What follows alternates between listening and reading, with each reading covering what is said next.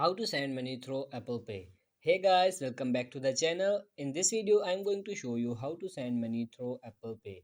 You can send money to your friends using Apple Cash, which you can set up and use through Apple Pay. Both you and your friend need to have either an iPhone 6 or newer or iPad. They have to be running iOS 11.2 or later. You must enable two-factor authentication for your Apple ID. To begin, enable Apple Cash.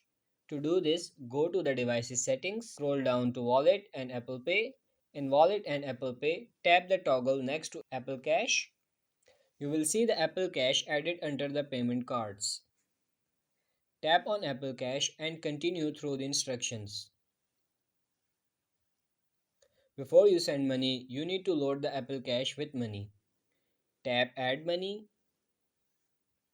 You can send the amount that you want to add as well as which bank account you are adding it from.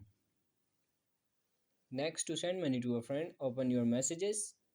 Open your conversation with your friend. At the bottom of the screen, you will see a black Apple Pay icon. After tapping on the Apple Pay icon, set the amount that you want to send to your friend. Continue by pressing Pay. You will see the payment and designated amount in the text box. Double check the amount and press the arrow to send the money.